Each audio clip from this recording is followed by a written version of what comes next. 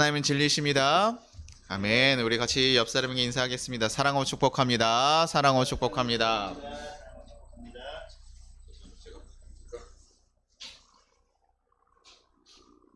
이렇게 갑자기 콧물이 계속 나와서 죄송합니다.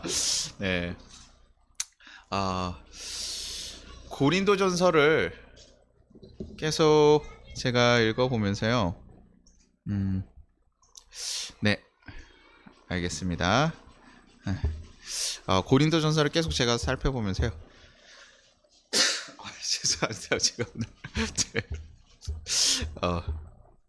잠시만요. 죄송합니다. 똑같은 말 지금 몇 번째 하네요, 제가.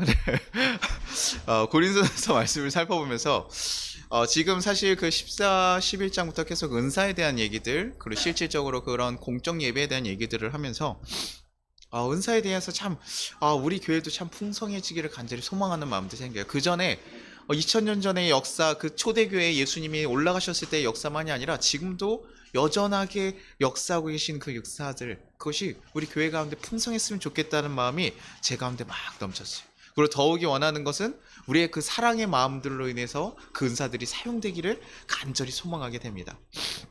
그래서 우리의 공동체를 통해서 그런 은사들이 드러나고 예수님의 사랑들이 증거되기를 이 말씀들을 보면서 계속 그렇게 제 마음 가운데 주어지는 거예요. 바울이 그 공동체를 사랑했고 그래서 그들에게 전하고 싶었던 그 얘기들처럼 저희도 우리 공동체들 가운데 그런 은사들이 가득 차기를 간절히 바라봅니다. 그래서 고린도전서 14장 5절에 바울께서 계속 얘기하는 부분들이 있습니다. 말씀 보겠습니다. 나는 너희가 다 방언 말하기를 원하나 특별히 예언하기를 원하노라. 반일 방언을 말하는 자가 통역하여 교회의 덕을 세우지 아니하면 예언은 자만 못하니라. 이게 바울도요, 그 교회 공동체 가운데요, 굉장히 그런 은사들이 넘치기를 간절히 바랐던 것 같아요. 그래서 너희 가운데 풍성한 은혜가 있으면 내가 감사하다라는 고백들을 하고 너네 가운데 계속 이런 은사들이 가득하기를 원한다. 그런데 너희 가운데 좀 특별하게 얘기하는 게 뭐냐면 모든 은사를 얘기하는 것이 아니라 방언보다는 예언을 조금 더 하기를 원한다. 그리고 방언을 하고 하더라도 너희가 교회의 덕을 세우지 못하면 아무런 의미가 없다. 지금 바울이 계속 중요한 부분들을 계속 얘기하고 있어요. 너네가 교회에서 하는 모든 은사들, 모든 행동들 다 중요한데 너네가 유독 그 방언이라는 것이 신비하다고 하고 그것이 하나님의 언어를 한다고 생각하면서 마치 방언을 하면 하나님께 선택된 구원받은 백성처럼 느껴지니까 자꾸 그 알 수 없는 얘기에 대해서 집중하고 그것을 특별하게 여기면서 그것을 자꾸 얘기하는데 아니, 그 본질을 잊지 말아라. 교회의 덕을 세우기 위한 은사니 너네가 이것을 잊으면 정말 안 된다. 그러면서 그들에게 얘기를 합니다. 그래서 아까 얘기했던 걸 보시죠. 고린도서 14장 1절 사랑을 추구하며 신령한 것들을 사모하되 특별히 예언을 하려고 해라. 사랑을 추구하는 건 당연한 거죠. 당연히 해야 되는데 특별히 무엇을요? 예언을 하라고 얘기하는 거예요. 왜 이렇게 얘기를 할까요? 방언과 예언의 큰 차이가 뭘까요? 방언도 하나님의 은사고 예언도 하나님의 은사잖아요. 근데 큰 차이가 뭘까요? 방언은요, 사람에게 하는 것이 아닙니다. 하나님에게 드려지는 거예요. 그래서요, 하나님의 언어로 하나님 들을 수 있는 우리가 언어로 기도하는 거예요. 그래서 방언이요, 또 우리에게 굉장히 힘이 날 때가 있습니다. 방언을 계속할 때 우리가 더 우리의 영으로 다시 한번 기도하고 더 오랜 시간 기도할 수 있게 하시고 하나님의 뜻 가운데 잘 설 수 있게 좋은 장점이 있어요. 그런데요, 방언과 예언의 큰 차이점을 한번 보면 방언은요, 알아들을 수가 없습니다. 통변한 사람들이 아니면 방언은 알아들을 수가 없어요. 그런데 예언은요, 사람들에게 얘기하는 겁니다.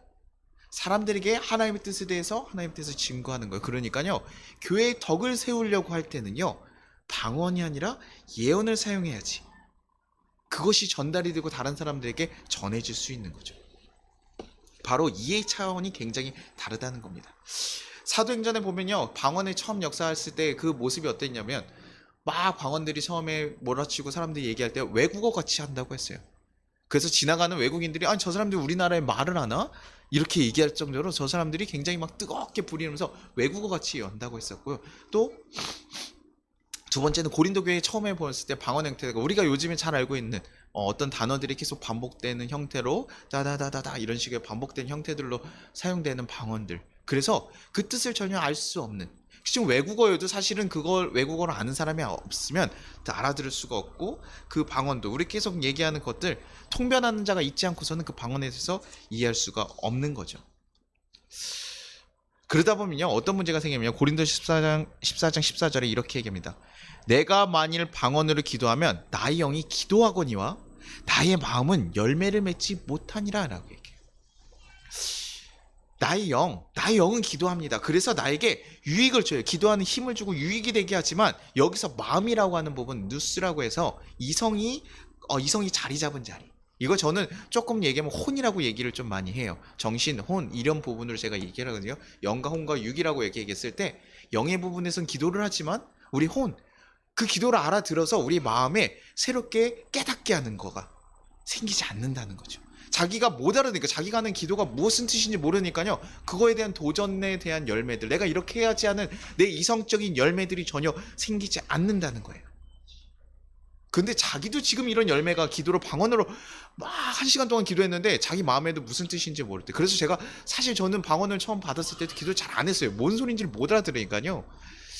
2가지 마음을 기도하라고 하는데, 지금은 방언을 기도했을 때 그 방언의 뜻이 다시 한번 이렇게 기도가 나오긴 합니다. 그래서 이 기도를 내가 하고 있구나라는 것을 깨닫게 되기는 하지만, 아직도 온전하게 우리 통변하는 분들이 어떻게 알아듣는지 모르겠는데, 방언을 들으면 딱 이렇게 한국어처럼 들리는 건가? 아직 그 정도까지는 모르겠습니다. 근데 기도 가운데서는 그 기도와 이어서 한국어 기도를 다시 하기는 해요.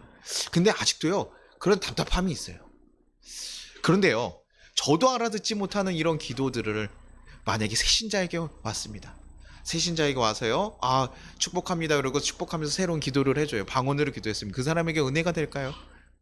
우리 복음을 전하러 갔습니다. 전도로 나갔는데요, 방언의 능력이 있으니까 사람들에게 방언에서 전하는 겁니다. 방언으로 기도하는 거예요. 그러면서 그 사람들이 복음을 받아들일 수 있을까요? 예수님의 사랑이 무엇인지, 하나님의 어디에 어떤 모습으로 우리에게 다가왔는지 방언을 듣고 그들이 갑자기 역사하심이 갑자기 딱 일어나가지고 변화되면서 깨달을 수 있을까요? 뭐 그럴 수도 있다고 생각합니다. 하나님의 역사는 제한이 없으니까. 하지만 거의 쉽지는 않을 거예요. 왜요? 그들의 마음 가운데 이게 무슨 소리인지 모르니까요. 우리가 예배하고 나서 우리가 보통 설교하다 보면 여러분 아멘 이렇게 얘기하잖아요. 왜? 자신들이 그 뜻에 대한 것을 동의했을 때요, 유대인들이 가지고 있었던 그런 습관적인 문화적인 하나예요. 그것이 지금까지 사실 이어져 와서, 그래서 교회에서 목사님들 아멘 하라고 이러면 이거 강압적으로 얘기하는 게 아니라 그게 유대적으로 그 뜻에 순종했을 때 하라고 하는 거예요. 그들이 자기가 동의했을 때 아멘이라고 얘기하는 그 습관입니다. 그런데 사람들이요, 이 아멘이라는 소리를 할 수가 없죠. 방언으로 이거 못 알아들을 소리니까. 요즘에는 그냥 얘기해도 잘 못 알아듣겠는데 방언으로 얘기하면 더더욱 어렵겠죠. 제가 군대에서 제가 방언 얘기할 때마다 항상 생각나는 군대 후임이 있어요. 성령사역 중심교회에서 굉장히 사역을 했대요. 그래서요, 그분이 얘기하기는 자신의 목사님은 길 가다가 뭐 종로 한복판에 가다가도 사람이 많아도 하나님께 성령께서 자기가 간절히 기도하라는 마음을 주시면 그 자리에서 무릎 꿇고 거기서 뜨겁게 기도를 한대요. 그러시냐. 그런 뜨거운 교회구나 이렇게 생각을 합니다. 그런데요, 좀 뭐 그것을 나쁘게 생각하지 않습니다. 기도하라고 하니까요. 이 청년이요, 이 후임 군종이 계속 돌아다니면서요, 기도를 방언을 계속해요. 교회 왔을 때요, 군종예배에서 자꾸 막 방언을 합니다. 방언을 한다고 하니 저희도 뭐라고 얘기를 할 수가 없는데, 성가대 모임 때도 하고 예배 때도 막 계속 하니까요, 이게 그가 물어보니까 성령과 수시로 교통하면서 기도하는 거라고 하니, 교회에서 방언을 하는 것을 또 금하라고 얘기하기가 참 어렵더라고요. 한 성령인과 교통하는 건데요. 그러니 그거 참 어렵잖아요. 근데 사람들이요, 그 군대라는 교회가 어떤 특징이 있냐면요, 교회에 한 번도 오지 않은 사람들이 오는 자리예요. 그래서 새신자가 굉장히 많습니다. 그래서 군대에 있는 그리스도인들은 굉장히 잘 생활해야 돼요. 그들이 그리스도인의 본이 되기 때문에요. 근데요, 이 사람이 방언을 하고 돌아다니니까요, 새신자들이나 특히 또 성가대에 있는 분들도요, 불편한 거예요. 이게 무슨 소리인지도 모르겠는데 너무 특이하게 소리를 내고 계속 기도를 하고 하니까, 예수 믿는 사람들 성령에 취하면 저렇게 되는 건가? 하면서 되게 조심스러운 얘기들이 많이 들려오는 거예요. 잘 모르겠다. 저렇게 하는 거 맞냐? 저도 모르죠. 저도 모를 때니까. 저도 신학 목회자가 아니었으니까, 군종이었으니까 목사님 밑에 그래서 물어보게 된 거예요. 그래서 목사님께서 얘기해 주신 거는 공적 예배에서 다 동의하지 않는 상황에서는 하지 마라. 제가 바울의 말씀을 보면서 이것에 근거해서 얘기했구나라는 것을 제가 나중에 깨달았어요. 근데 공적으로 다 이해할 수 없는 사람들이 없으면 하지 마라. 약한 사람들이 있으면 그것을 이해할 수 없는 사람들이 있으면 하지 마라. 왜? 그들이 컷을 듣고 은혜 받지 못한다는 거예요. 도전받지 못한다는 거예요. 그분이 아무리 방언으로 만마디 기도를 하더라도 그 어떤 것 하나 그들이 이성 자리에 반응할 수 없다라는 거예요. 그러니 뭐 사람들께서 하나님을 믿는 증거로서는 어느 정도 역할이 있을 수 있지만 굉장히 그것을 보고 어려워했다는 겁니다. 저는 이것이 고린도 교회에 있는 모습과 비슷했다고 생각해요. 왜냐하면 사도들이 제대로 오랫동안 계속 같이 있는 것이 아니라 지도자들조차도 아직도 체계가 잡혀있지 않고 지식에 대해서 완전하지가 않아요. 그러니 방언을 하니까요, 야, 그게 하나님의 역사로 방언하니까 얼마나 신기합니까? 그리고 알아들을 수 없지만 그 놀라운 역사들을 하면서 너무 뜨겁게 기도하고 많이 기도하니까요, 사람들 가운데서 뭐합니까? 얘기할 수 없는 거. 자기가 불편하더라도요 얘기할 수 없는 거. 왜냐면 그게 성령의 역사라고 하니까요. 성령의 역사가 맞고요. 그러니 사람들도 이것을 얘기하지 못하는데, 이게 문제가 뭐냐면 공적 예배 가운데서 이게 무분별하게 사용되기 시작한 거예요. 방언을 하고 싶고 아까 얘기했던 것처럼 길 가다가도 은사가 오면 기도하고 싶으면 막 뜨겁게 예배하는 거예요. 근데 우리가 지금 예배하고 있다가 갑자기 막 여러분들 마음 가운데 방언의 은사들이 마음이 생겨서 갑자기 막 기도하십시오. 기도하는 것도 누가 뭐라고 하겠습니까만은 다른 이들이 같이 예배드리고 있는 자리에서 그렇게 기도하는 것이 다른 사람에게 은혜가 되지 않는다는 것이죠. 바울이 얘기하는 거 있어요. 내가 고린도 교회를 방언으로 세웠느냐? 내가 방언의 은사로 사람들에게 예수님의 도를 대해서 전하고 예수님의 사랑에 대해서 전했냐? 그러지 않다라는 거예요. 그가 사랑의 마음으로 그들에게 나가고 그들에게 같은 모습으로 희생하면서 나갔지, 내가 방언으로만 그렇게 한 것이 아닌데, 나는 방언을 받아서 너무나 감사하다, 나는 방언을 한다 하지만 그것으로 전한 것이 아닌데 너네는 어찌 그 방언만, 누군가에게 은혜 끼칠 수 없는 그 방언만을 그렇게 사모하면서 그렇게 하고 있는가? 방언이 너네 하나님 앞에 니네 개인적으로 할 수 있지만 그 사용에 맞게 해야지, 지금 아무렇게나 사용하는 것은 그 목적에 맞지 않다라는 얘기예요. 고린도 14장 22절 앞부분에 이렇게 얘기합니다. 그러므로 방언은 믿는 자들을 위하지 아니하고 믿지 아니한 자들을 위하는 표적이나. 여기서 얘기하는 게 뭐냐면 표적으로, 하나님이 살아계시다는 표적으로 사용될 수 있다는 거예요. 어떤 열매를 맞고 은혜를 끼치는 것이 아니라, 왜냐면 우리가 나 예수 믿는 거 알고 싶어요 했을 때 표적으로 전해줄 수 있다라고 합니다. 이사야서 28장 11절에 그러므로 주님께서는 알아듣지 못할 말씨와 다른 나라의 말로 이 백성에게 가르치실 것이다. 알아듣지 못할 것, 니네가 알아들은 얘기를 하지 못하니 내가 방언을 사용해서 너네에게 가르칠 거다 라고 얘기해요. 분명히 하나님께서 역사하시는 그 은어들로 너네에게 얘기할 거라는 거예요.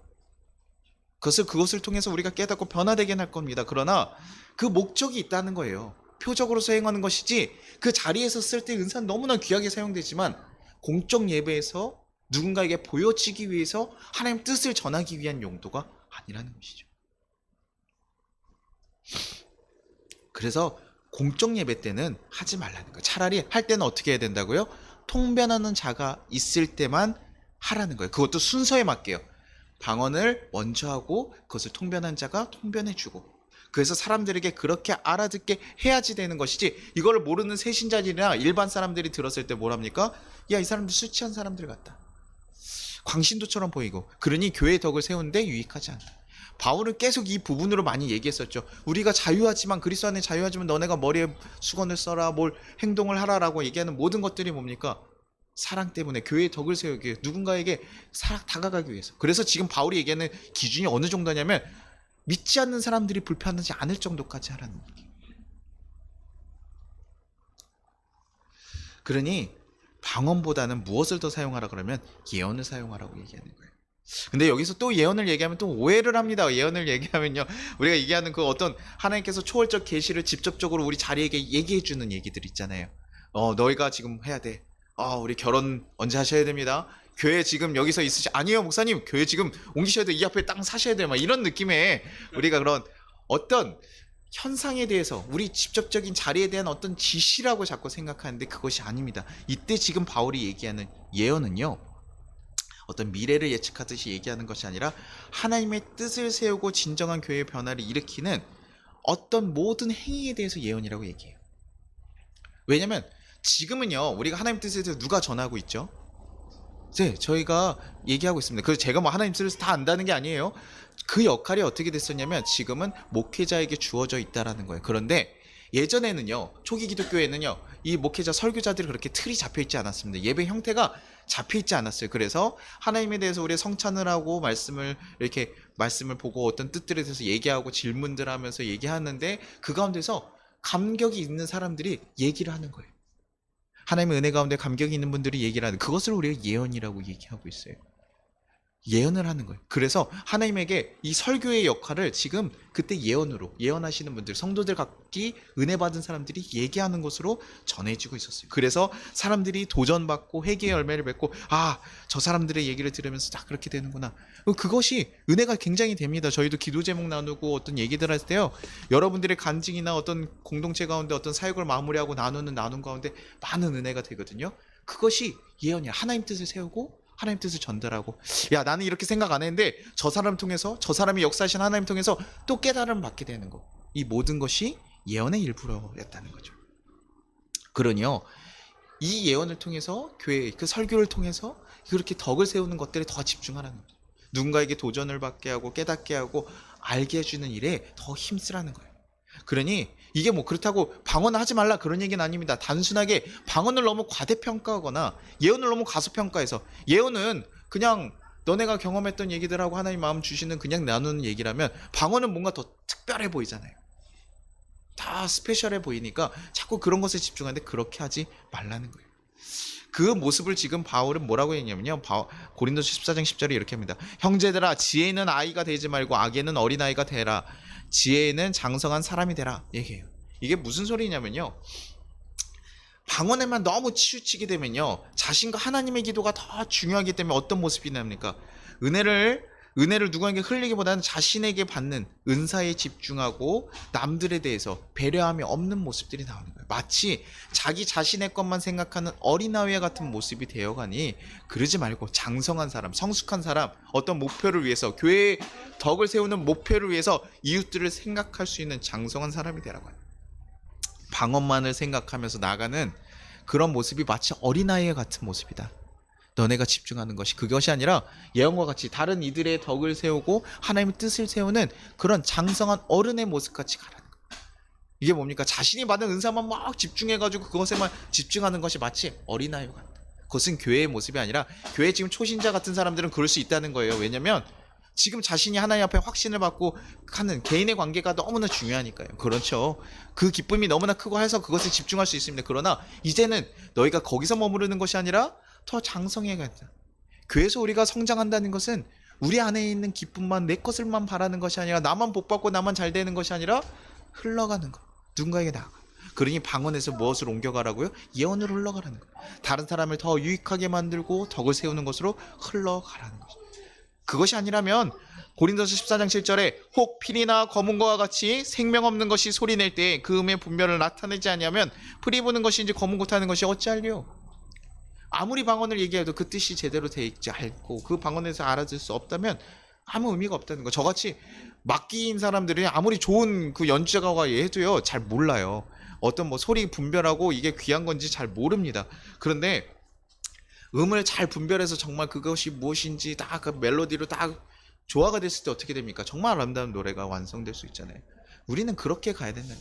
방언이라는 것도 하나님 뜻을 알고 거기서 끝나는 것이 아니라 그 유익도 얻지만 통변하는 자를 통해서 내가 다시 한번 내 마음의 열매까지 일어나서 내 안에 성령의 열매까지 다시 맺을 수 있는 그런 역사들이 일어나고 도전이 생기게 하고, 그렇게 해서 우리의 삶이 바뀌어가고 결과적으로 내 삶이 바뀌어가고 우리 교회 삶이 바뀌어가는 것, 그런 역사들이 우리 가운데 있어야 한다는 것이죠. 그래서 바울이 여기서 얘기하는 것만 들으면 우리는 또 이렇게 생각할 수 있습니다. 방언하지 말고 예언해라. 사랑의 마음으로 하되 누군가 이웃을 회개하는 거, 그거 맞죠? 근데요, 방언만 얘기하는 것이 아니라 예언에 대해서도 조금 더 얘기를 합니다. 14장 40절에 이렇게 얘기합니다. 모든 것을 품위 있고 질서 있게 하라. 그 앞절에 뭐라고 하냐면, 모든 성령의 역사가 너희에게만 난 것은 아니다. 너희만 특별하게 받은 것이라 생각해서 아무렇게나 쓰고 남발하지 말아라. 이걸 어떻게 해요? 적당하게 하라는 거예요. 이게 무슨 얘기냐면 어울리게 하라는 얘기입니다. 어울리게. 비그리스도인들에게 흠이 잡히지 않을 정도로 서로 어울리게 행하라. 나는 괜찮으니까 나는 열심히 있어 이렇게 하는 것이 아니라 이웃을 배려하는 마음으로 이 공동체가 다 같이 유익할 수 있도록 어울리게 해야 돼. 그래서 그 어울림을 하면서 다른 사람들도 그것을 배워갈 수 있도록, 우리가 탁구나 테니스 같은 거 칠 때요, 여러분 정말 잘 치는 사람들이요, 어린아이가 칠 때 어떻게 합니까? 풀스윙으로 칠까요? 야 나랑 상대가 돼 이러면서 빡 친가요? 아니죠. 어린아이 칠 때는 어떻게 해야 될까요? 맞춰줘야 돼요. 텅 챙겨서 해주고 짱 치고. 그래서 테니스 처음 배울 때요, 이렇게 강사님들이랑 치면요 자기가 잘 치는 것 같아요. 왜냐면 강사님이 저한테 다 맞춰줘서 제가 있는 위치로, 제가 어디 있더라도 거기 위치로 보내주시거든요. 그러면 야 이게 내가 잘 치는구나 이렇게 오해할 수 있어요. 이게 오해할 수 있어요. 그러면서 뭐합니까? 그러다 보면 실력이 늘어나는 거죠. 근데 교회에서 우리가 있을 때 같이 이웃들을 위한 그런 배려함과 있고 그런 모습에 맞춰서 자기가 더 장성한 사람이란 것에 맞춰서 같이 그런 모습들을 보여줘야지, 나는 이렇게 방언할 수도 있고 나는 은사가 많으니까 나는 이렇게 할 거야 라고 하면서 나 혼자 막 나가는 그런 모습들이 어울리지 않다.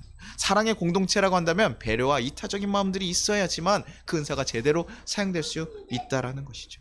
그리고 두 번째는 얘기해서 품위 있고 그 다음에 질서 있게 하라는 거예요. 순리대응하러 가는 겁니다. 여기서 뭐라고 얘기하면, 예언에 대해서도 앞절에 뭐라고 얘기하면, 예언도요 한 교회에서요 너무 많은 사람 하지 말래요. 한 3명 정도, 3-4사람 정도 하래요. 그것도요 딱 얘기하고 나면 그 다음 순서 지켜서 또 얘기하고 그 다음 순서 지켜서 또 얘기하라고요. 한 사람이 막 폭주해가지고 얘기를 막 하라고 얘기하지 않습니다. 그래서 폭주해서 막 얘기하지 않도록, 문멸하지 않도록, 저희가 나눔하다 보면 이런 모습들 가끔 있거든요. 이게 은혜가 많이 받은 사람들이 있어요. 막 얘기하는 것도 좋아하시는 분들 있어요. 그러면 얘기하다 보면 이 나눔 시간이 1시간이 정해져 있어도 막 혼자서 너무 얘기하고 싶은 게 많은 거죠. 그래서 막 얘기해요. 더 많은 얘기들 해요. 근데요 많은 이들이 같이 나누기 위해서 우리가요 거기서 어느 정도 타이머나 시간 제한을, 옛날에 그렇게 누가 리더가 이렇게 딱 칼같이 자르면 저가 말을 많은 편이거든요. 그러니까 이걸 날 자르면 나는 아직 전하고 싶은 얘기가 너무 많은데, 너무 얘기하고 싶은 게 나눔이 너무 많고 하나님 주신 은사가 너무 많고 막 너무 좋은데 은혜가 많은데 딱 칼같이 자르니까 왜 이렇게 칼같이 자르지? 라고 생각했는데 그것이 나에게만 집중한 것이 아니라 전체를 아우르는 마음이었다. 그래서 바울은 예배할 때도 그럽니다. 예언하고자 할 때도 뭐라? 순서대로 정해진 3사람 4사람 정도가 나누라. 아니면 그 다음번에 또 하면 된다는 거예요. 너무 막 하고 싶을 때도 못하는 데가 있으면 그때 순서가 안 오면요 그것이 하나님 뜻이라고 우리가 생각해야 돼요.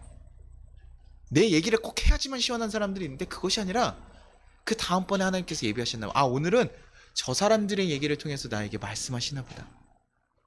그래서 그 질서들이 중요하다. 그래서 여기서 얘기하는 건 뭡니까? 사랑의 마음들이 있어요. 뜨거운 마음들이 있으나 너무 무분별하게 폭주해가지고 얘기하면 안 된다는 거예요. 그래서 바울이 위에서 여인들에 대해서 얘기합니다. 너네 여인들 잠잠하라. 이 얘기 들으면서 여기가 갑자기 은사 얘기하다가 그 위에 중간에 떡 들어가 있어요. 여러분 말씀 보시면 알지만 갑자기 여자들 잠잠해라 라는 얘기가 여기 들어가 있거든요. 그래서 결혼해서 너네들 남편에게 물어봐 막 이렇게 얘기해요. 근데 여기서 얘기하다 보면 뭐라고 나와 있냐면, 야 결혼한 여자들 너희들 이렇게 예언하고 막 이런 문제들이 있는데 너네 율법에 순종하라고 얘기합니다. 율법에 순종하라고 얘기해요. 그게 무슨 얘기냐면, 지금요 결혼한 유부녀들 중에요, 결혼한 우리 아마 지금의 집사님 권사님들 정도 되는 분들 중에서요 굉장히 이제 열광주의, 좀 성령에서 있는 좀 열방주의 좀 빠져가지고 굉장히 그런 성령주의에 굉장히 빠져있는 성령파들이 있었을 거예요. 근데요 그들 가운데 그러다 보니까요 자신에게 받은 은사가 딱 있을 때 그것을 막 얘기하고 싶고 전하고 싶으니까요 막 무분별하게 예배 가운데 그것들을 사용하시는 분들이 있는 거죠. 그러니까 바울이 그들에게 얘기하는 겁니다. 이게 단순히 여성만 딱 지적하는 것이 아니라 그들에게 은사가 또강이라고 부어지니까 너네 율법에 순종해라. 너네 율법 하나님의 질서 안에서 순종하라는 거예요. 너네 거기에 무분별하게 사용하지 마라. 그리고 너네가 지금 그렇게 막 하면서 예언하면서 묻는 것들이 보통 너희 남편들이나 지도자들이 알 수 있는 내용이니 그들에게 가서 물어봐도 될 정도라는 얘기예요. 웬만한 건 물어보고 정말 은혜 가운데 있는 것들은 나눠야죠. 그런데 나눌 수 있는 거 너희 가족, 아내, 남편에게 먼저 물어봐도 된다는 거예요. 그래서 그것이 좀 문제가 됐던 문제 같아요. 여러분들이 이거 오해하지 마시고 교회에서 자꾸 잠잠하라고 여자들한테 막 그러시면 안 돼요. 여자분들이 하나님 은사를 받고 사용하는 겁니다. 지금은 전혀 다른 시대예요. 근데 그것이 지금 시대에 왔을 때도 뭐합니까? 무분별하게 남자분들이 막 그렇게 해요. 교회에서 제가 가끔 보는 막 정치하시는 어르신들 계시잖아요. 그런 분들 막 얘기하는 거 너무 좋아하시거든요. 회의 같은 거 하고 선하게 이끌어 가시려고 하는데 막 손 들고 하시는 분들을 보셨죠? 교회 가면 보여요. 그런 분들 계셔요. 계속 딴지 거시고 막 하시는 분들이 있고, 나 이거 하나님 기도해봤는데 이렇게 했대요. 왜 같은 하나님 기도했는데 다른 뜻을 하냐? 뭐 이러면서 나서기 좋아하시는 분도 있어요. 그런 분들을 얘기하는 겁니다.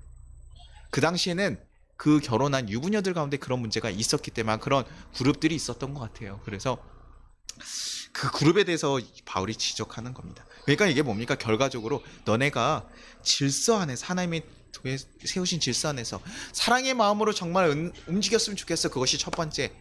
은사에만 매달리지 않고 사랑의 마음으로 교회의 덕을 세우기 위해서 움직이는 것이 첫 번째라면, 그 다음번엔 뭐냐면 질서 있게, 품위 있게 행하라는 것입니다.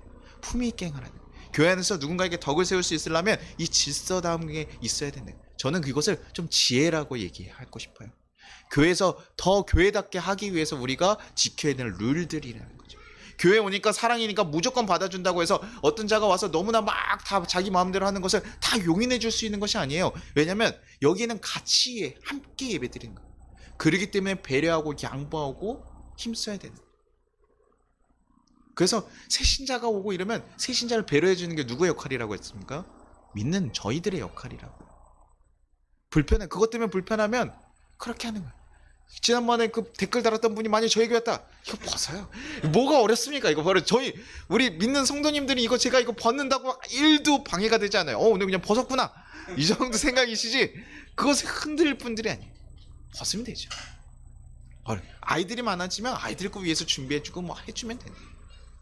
교회 공동체는 그렇게 하나님의 사랑 가운데서 그 새로운 룰이 있고 질서가 있는 거예요. 어떤 절대적인 것이 아닙니다. 사랑 안에서 그렇게 질서를 세워가기 위해서 우리가 정말 품위 있게. 왜냐하면 하나님은요, 화평의 하나님, 질서의 하나님이에요.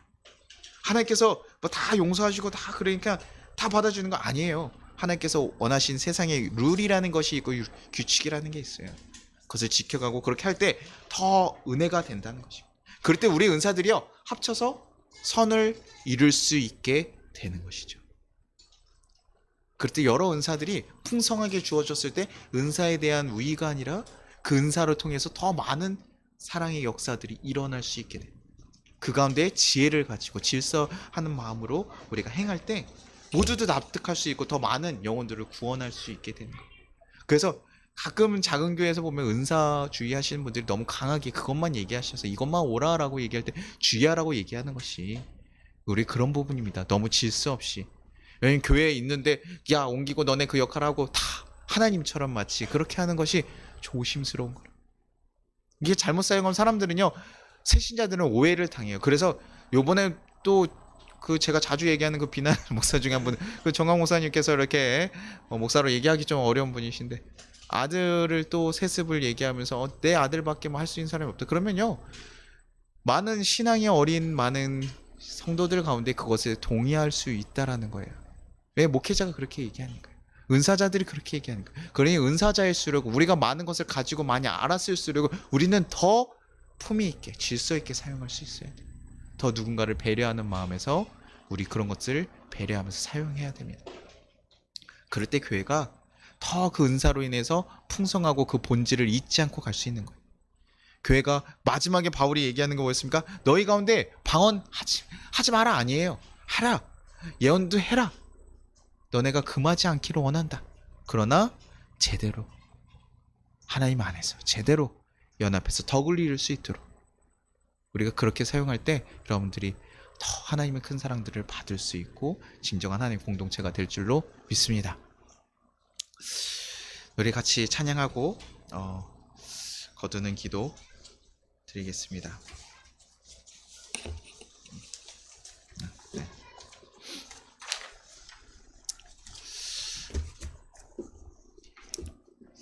우리 같이 왜 슬퍼하느냐 왜 걱정하느냐 내가 너와 함께 하리라.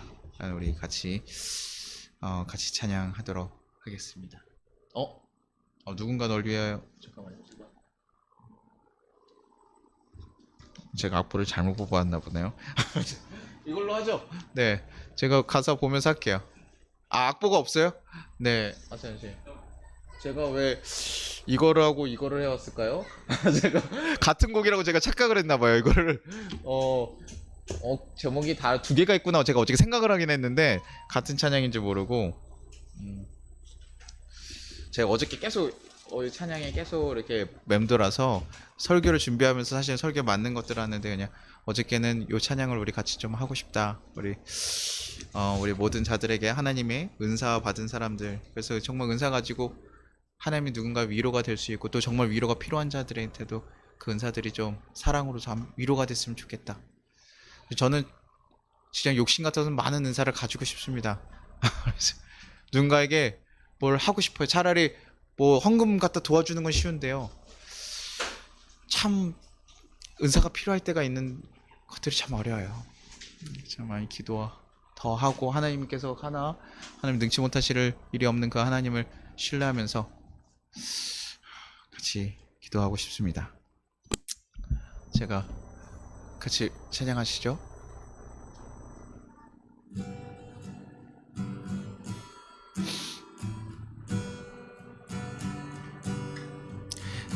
당신이 지쳐서 기도할 수 없고 눈물이 빗물처럼 흘러내릴 때 주님은 아시네 당신의 약함을 사랑으로 돌봐주시네.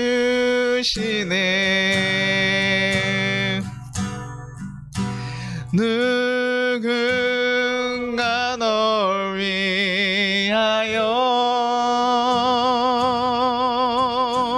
누군가 기도하네. 내가 홀로 외로워서 마음이 무너질 때 누군가 널 위해 기도하네. 우리 다시 한번 찬양하겠습니다. 당신이 지쳐서 기도할 수 없고 눈물이 빗물처럼 흘러내릴 때 주님은 아시네 당신의 약함을 사랑으로 흘러가 주시네. 누군가 널 위하여 누군가 널 위하여 누군가 기도하네. 내가 홀로 외로워서 마음이 무너질 때 누군가 널 위해 기도하네. 우리 같이 거듭 기도하도록 하겠습니다. 하나님 감사합니다. 오늘도 우리에게 말씀하신 하나님의 마음을 듣습니다. 그 사랑의 마음이 우리가 행하는 모든 일에 동기가 되게 하시고 움직이는 힘이 되게 하여 주시옵소서. 그리고 더 나아가 우리에게 지혜를 주셔서 우리가 질서 있게 품위 있게 하나님 주신 것들을 더 잘 전하고 감당할 수 있도록 인도하여 주시옵소서. 그로 인해 예수님의 모르는 많은 이들에게 하나님의 사랑의 마음이 잘 전달될 수 있기를 소망합니다. 많은 영혼이 그 사랑을 깨닫고 돌아오기를 소망합니다. 우리에게 주어진 모든 순간들이 하나님의 있음을 깨닫고 고백할 수 있기를 간절히 소망합니다. 우리 같이 주여 한번 부르고 기도하도록 하겠습니다. 주여! 하나님 아버지 감사하고 감사합니다. 하나님께서 우리에게 하나님의 큰 사랑으로 우리에게 많은 은사와 사랑을 부어주셨습니다. 하나님 우리는 이제는 우리 또한 하나님 그 사랑의 마음을 하나님 전할 수 있게 하시고 그 사랑에 따라서 생활할 수 있도록 주여 우리의 마음을 거룩게 하시고 변화시켜 주시옵소서. 하나님의 사랑의 마음들을 우리 가운데 온전히 있게 하셔서 그 사랑의 마음으로 하나님 거룩한 백성으로 살아갈 수 있게 하시고 하나님 우리의 마음만 앞서서 하나님 나아가는 것이 아니라 우리의 그 사랑의 마음 가운데서 하나님 우리에게 지혜를 부어주셔서 우리가 정말 질서 있게 하나님 품위 있게 함께 하나님 뜻대로 정말 바른 교회를 만들어갈 수 있도록 도와주시옵소서. 그래서 하나님 우리가 누구라도 품을 수 있고 누구라도 안아줄 수 있는 그런 거룩한 교회로서 거룩하게 살아갈 수 있도록 주여 우리에게 새로운 뜻과 부함을 부어주시옵소서. 하나님과 함께 걸어가기 소망합니다. 하나님과 함께 하기를 소망합니다. 하나님 우리 가운데 하나님 먼저 그 은사들이 그래서 정말 귀하게 풍성하게 하나님 목적대로 사용될 수 있기를 소망합니다. 하나님 뜻대로 그 모든 것들이 사용되기를 소망합니다. 주여 그래서 많은 영혼들이 하나님 사랑을 알게 하시고 우리 교회에 만나고 우리 사람들을 만나고 우리 교인들을 만나는 모든 사람들이 하나님 사랑을 깨닫고 변화되는 역사들이 일어날 수 있게 하여 주옵소서. 하나님 사랑이 우리를 통해서 흘러갈 수 있도록 주여 도와주옵소서. 하나님 우리가 약합니다. 우리가 많은 것이 없습니다. 그러나 하나님 우리를 통해서 그 역사들이 일어나게 하셔서 많은 자들이 하나님 뜻에 다시 한번 돌아오며 하나님의 사랑을 고백하며 회복되는 역사가 일어나게 도와주시옵소서. 하나님 우리를 만져주셔서 우리가 먼저 하나님 그 사랑의 역사를 경험하고 살아갈 수 있도록 주여 우리의 마음을 만져주시고 우리를 붙잡아 주셔서 그 길을 걸어갈 수 있도록 주여 지켜주시고 역사하여 주옵소서. 주께서 함께 하실 줄 믿습니다. 주여 붙잡아 주실 줄 믿습니다. 주여 온전히 거룩하게 걸어갈 수 있도록 주여 도와주시며 하나님 그 길을 걸어갈 수 있도록 주여 붙잡아주시고 역사하여 주옵소서. 하나님의 거룩하신 역사가 우리 가운데 함께하며 하나님의 뜻이 온전히 우리 가운데 세워질 수 있도록 주여 우리 가운데 주여 우리 가운데 임하여 주시고 이끌어 주시옵소서. 하나님께서 함께 하시며 이끌어 주시고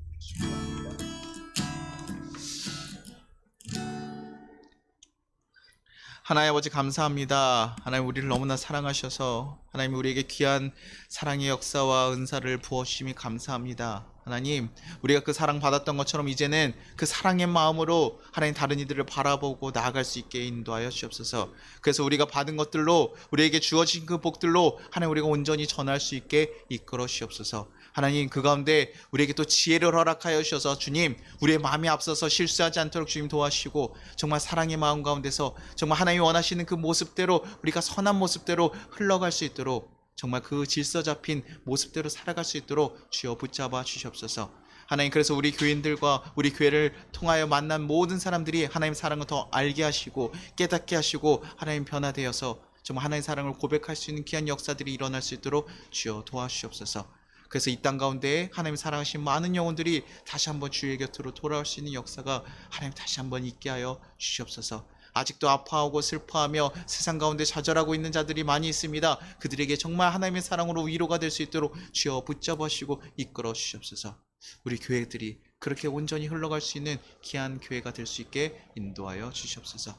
한 주간도 주님의 동행 가운데서 먼저 그 사랑을 잘 누리고 살아갈 수 있는 귀한 우리 가정들 다 될 수 있도록 주님께서 붙잡아 주실 것을 믿사옵고 감사드리며 예수님의 이름으로 기도드리나이다. 아멘. 다 같이 주기도문 하겠습니다. 하늘에 계신 우리 아버지여 이름이 거룩히 여김을 받으시오며 나라가 임하시오며 뜻이 하늘에서 이루어진 것 같이 땅에서도 이루어지이다. 오늘 우리에게 일용할 양식을 주시옵고 우리가 우리에게 죄진 자를 사하여 준 것 같이 우리의 죄를 사하여 주시옵고 우리를 시험에 들게 하지 마시옵고 다만 악에서 구하시옵소서. 나라와 권세 영광이 아버지께 영원히 있사옵나이다. 아멘. 지금은 우리 주 예수 그리스도의 은혜와 우리 하나님 아버지의 무한하신 사랑과 우리를 보호하시는 성령님의 감화 감동하심이 이 나라 위에 우리 모든 성도 위에 이제부터 영원까지 함께 하시기를 축원합니다.